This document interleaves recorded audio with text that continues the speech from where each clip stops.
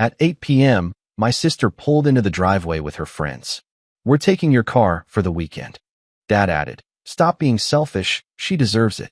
When I called the police and reported it stolen, their smiles vanished. I, 24M, worked 2 jobs for 3 years to buy that car. Not a hand-me-down. Not a gift. Mine. Every oil change, every insurance payment, every scratch on the bumper was mine to deal with. The title had my name on it, the loan was in my name, and I'd just made the final payment 6 weeks ago. That Friday night, I was looking forward to a quiet weekend after pulling double shifts all week. Then at 8 p.m., I heard the familiar rumble of an engine in the driveway. Not my car's engine. I looked out the window and saw my sister climbing out of her friend's beat-up sedan, 3 of her friends piling out after her. She was 20 and still living at home, same as me, though I'd been saving to move out. She spotted me at the window and waved, that bright, expectant smile on her face that I'd learned to dread over the years. I went to the door before she could come in. She was already talking before I opened it, telling me about some concert 2 hours away, how she and her friends had been planning this for weeks, how the tickets were expensive and they needed a reliable car to get there. I asked her what she was talking about. She said they were taking my car for the weekend. I laughed. Actually laughed. I told her no, absolutely not. She'd wrecked her own car 3 months ago, texting while driving, and Dad had refused to help her get another one. She'd been bumming rides ever since. I wasn't about to hand over my car to someone who'd proven they couldn't be trusted behind a wheel. Her face fell. She called back to her friends that there was a problem, and they all came up to the porch. One of them, the one I recognized from high school as a troublemaker, asked what the holdup was. Before I could answer, I heard Dad's voice from inside. He came to the door, asked what all the noise was about.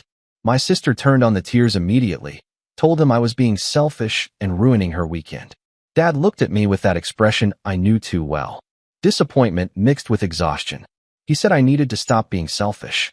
He said my sister deserved to have fun, that she'd been through a lot lately, that I had the car sitting in the driveway doing nothing. I reminded him that I'd worked for that car, that it was mine, that she had no insurance and a record of reckless driving. He waved me off. Said family helped family. Said I was being petty. My sister was already holding out her hand for the keys. Her friends were smirking behind her, like this was already a done deal. Dad told me to give her the keys. I said no. He raised his voice, said he wasn't asking. I stood there, keys in my pocket, and told him again that it wasn't happening.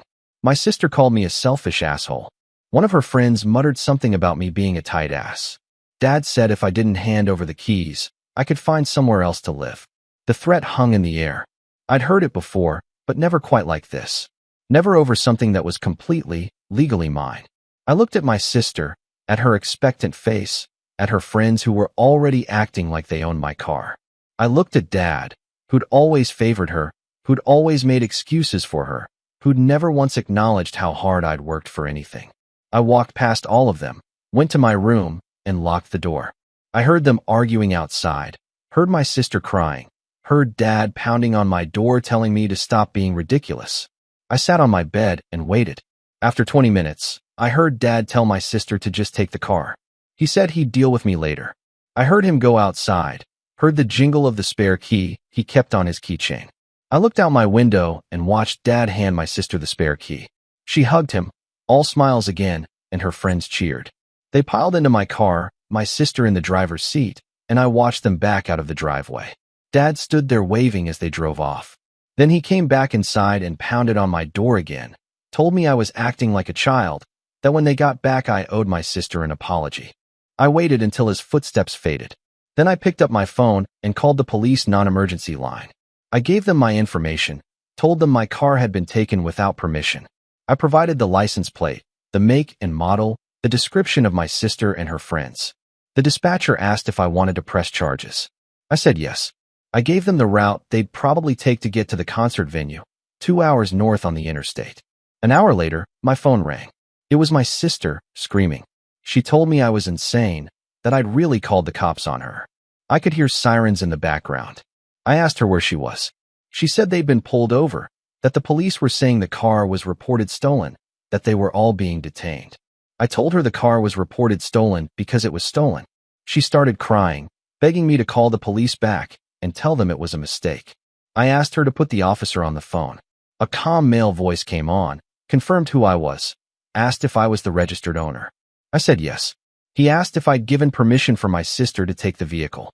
I said no, that she and my father had taken the spare key against my explicit refusal. He asked if I wanted to press charges. I said yes. I heard my sister sobbing in the background. The officer told me they'd impound the car and I could pick it up in the morning. He said my sister and her friends were being taken to the county jail for processing. I thanked him and hung up. Dad burst into my room 5 minutes later. He'd broken the lock. His face was purple with rage. He demanded to know what I'd done. I told him exactly what I'd done. I said I'd reported my stolen car stolen. He called me every name he could think of. Said I'd ruined my sister's life, that she'd have a record now, that her friend's parents would sue us. I reminded him that the car was mine, that neither of them had any right to take it, that actions had consequences. He told me to get out. Said I had until morning to pack my things and leave. I'd already started packing before he finished the sentence. I'd been planning to move out anyway, had been looking at apartments, had savings set aside. This just accelerated the timeline. I called a friend, asked if I could crash for a few days. He said yes without hesitation. Dad left my room. I heard him on the phone, presumably with a lawyer or trying to figure out bail. I packed everything essential, loaded it into bags, and waited for morning. I didn't sleep. Around 3 a.m., I heard Dad leave, probably heading to the jail. The house was quiet. At 6 a.m., I called a taxi, loaded my bags, and left. I didn't leave a note. I went to my friend's place, dropped off my stuff, then took another taxi to the impound lot. I showed my registration, paid the fee, and got my car back. There was a scratch on the bumper that hadn't been there before. I took pictures of it. Over the next few days, my phone exploded. My sister called from jail, begging me to drop the charges. I didn't answer. Dad called, alternating between threats and pleading. I didn't answer. Extended family started calling, people I hadn't talked to in years, telling me I was tearing the family apart, that I needed to fix this. I blocked most of them. Mom called. She and Dad had divorced when I was 12, and she'd moved to another state. She'd heard what happened through the family grapevine. She asked me to tell her everything. I did. She was quiet for a long time, then told me she was proud of me for standing up for myself. She said she wished she'd taught me that earlier, instead of always telling me to keep the peace. She offered to help with apartment costs if I needed it. I thanked her, but said I had it covered. The court date came. My sister had been bailed out after 2 days. Dad hired a lawyer for her. I showed up alone with my documentation, the title and my name, the registration, the text messages where I'd explicitly refused to let her take the car, the police report. The prosecutor offered my sister a plea deal: probation, community service, a fine, and restitution for the scratch on my car. Her lawyer tried to argue that it was a family dispute, not a real theft. The judge wasn't sympathetic. She took the plea. Dad didn't speak to me during the entire proceeding. My sister cried through it. Her friends had taken lesser charges for being passengers in a stolen vehicle. They all looked at me like I was the villain. I didn't care anymore. After the hearing, Dad followed me to the parking lot. He told me I'd destroyed my sister's future over a car. I told him he'd destroyed our relationship by teaching her that she could take whatever she wanted without consequences. He said I was dead to him. I said that was fine. I got in my car and drove away. Update 1. It's been 2 months since everything happened. I moved into a small apartment across town, nothing fancy, but it's mine. Work has been steady, and without the constant drama at home, I've actually been sleeping better than I have in years. My sister completed her community service last week. I know this because one of our cousins felt the need to inform me, along with a lengthy message about how I should reach out and make amends. I didn't respond. The restitution for the scratch came through, though it was less than the actual repair cost. I let it go. Dad hasn't tried to contact me since the courthouse. I heard through Mom that he's been telling everyone who'll listen that I'm vindictive and cruel, that I destroyed my sister's chances at a good future over nothing.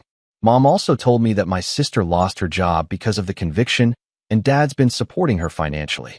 She asked if that bothered me. I told her no. What had bothered me was finding out that this wasn't the first time. Mom, feeling guilty about not being around more when I was younger, finally told me some things she'd kept quiet about. Apparently, when I was 16 and saved up for a laptop for school, my sister had spilled soda on it and destroyed it. Dad replaced it with a cheaper model and told me to stop complaining. When I was 18 and got my first real paycheck, My sister had stolen $200 from my wallet to buy concert tickets. Dad had made me apologize to her for causing drama when I confronted her. There were other incidents, smaller ones, things I'd written off as normal sibling stuff or convinced myself weren't worth fighting over. The pattern was clear now. I'd always been expected to give, to sacrifice, to be the reasonable one. My sister had been taught that what was mine was actually hers if she wanted it enough. And Dad had enforced that dynamic over and over. I don't regret calling the police. Not even a little. But I do regret not standing up for myself sooner. All those years of being told I was selfish for wanting to keep what I'd earned, all those times I'd backed down to keep the peace, they just enabled worse behavior. Update 2.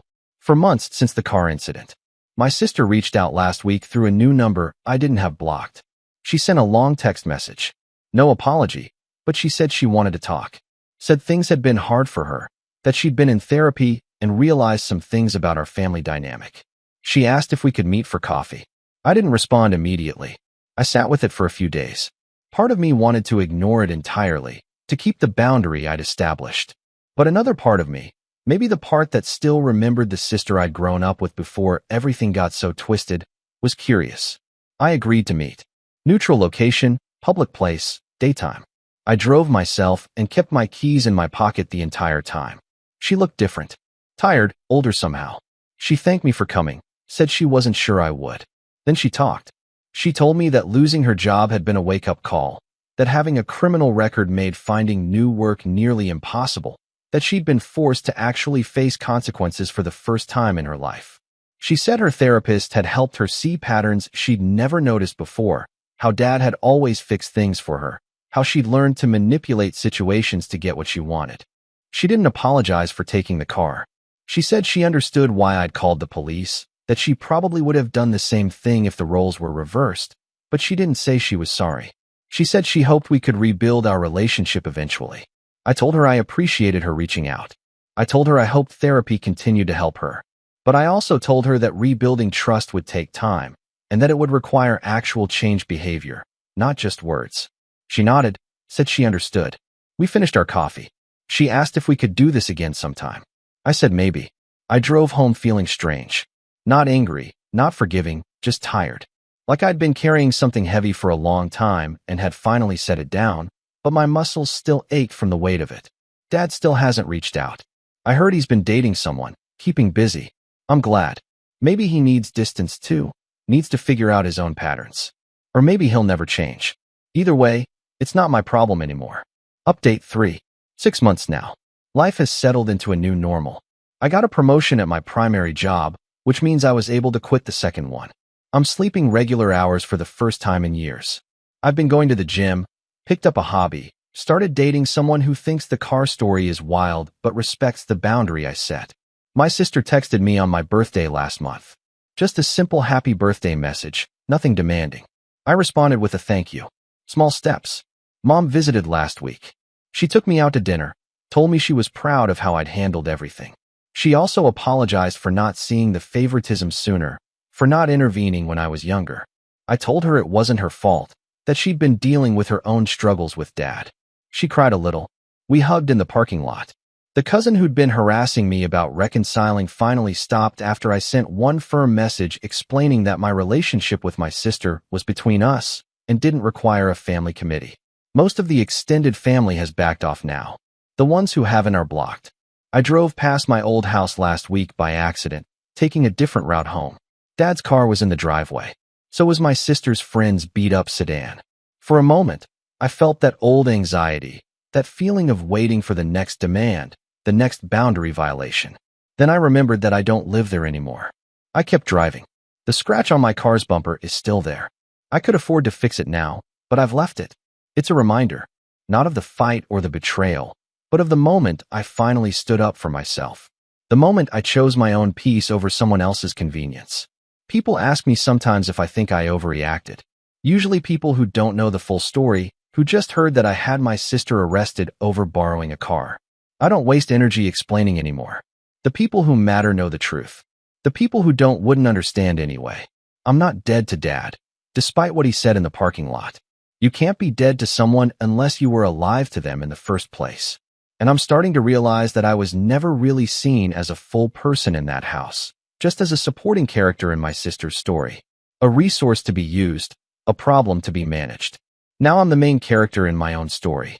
And that story doesn't include people who think stealing is acceptable as long as it's from family. It doesn't include people who mistake boundaries for selfishness. It doesn't include people who demand respect while giving none. The car sits in my apartment parking spot every night, locked, keys in my possession. It runs well. I take care of it. And nobody takes it anywhere without my permission. That's not selfishness. That's self-respect. And I'm finally learning the difference.